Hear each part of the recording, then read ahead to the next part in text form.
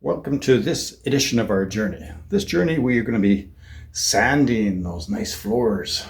This room here actually was a living room at one time, or a front parlor, but we've now changed it. The French doors behind us are now gone, and it's a solid 2x6 wall to hold this ceiling up. We'll get into the construction later, but today is just a sanding day, and we've had to sand all the floor down below as well, because it's 3-inch by 6 to 8-inch tongue and groove boards, all from 1700s. It's all cut nails. Sorry, not cut nails, forged nails. Cut nails are 1800s. And then the wall behind us, what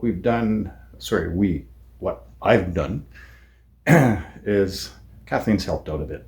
Don't get me wrong, but what we've done is it's now a 2x3 wall, insulated with rock wool, and then we have particle board put on top of it, just 1/4 inch, and then we have 1/4 inch concrete board, and then we've put all the trim up, or I think it's called a right is the proper word, and then I'm going to cover all this up with carapace, which is limestone plaster.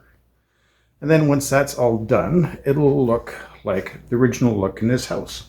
And we know that for sure because we're leaving a window open, and this is the beams that are in behind everything. And on this side of the house, which is probably the 1767 construction, the other side appears to be much older.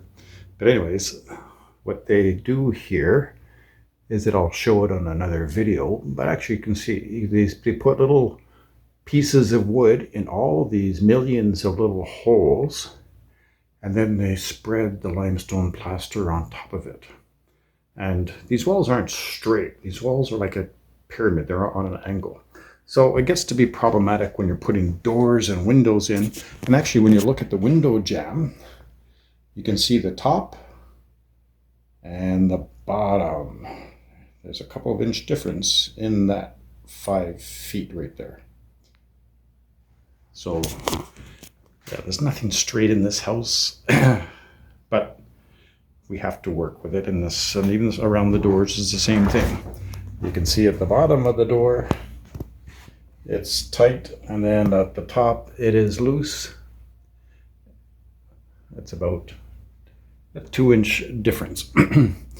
And we have to leave it there. If not, the door will just flop open all the time when somebody opens it. So we have to leave it straight. It's not on the angle of the house. It's the doors. It's independent angle. And even then, it's not straight either. But my job today is to sand these beautiful wooden stairs. Kathleen actually was working on this yesterday, and she found this beautiful product. It's called QCS. Quick, Clean, and Safe, a product of Strip Well. We're not selling any product. We're not endorsing any products for pay anyways. But this is the only product that we can find that'll take the paint and the stain and the varnish and everything off this stairway without damaging anything. And she can get in, and all the little pieces, she can get in there with a wire brush and clean it all up nicely.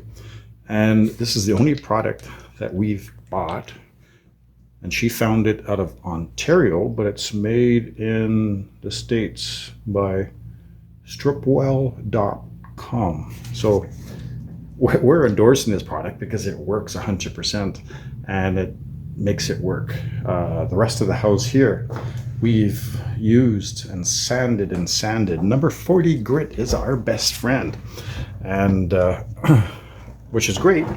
However, it destroys everything.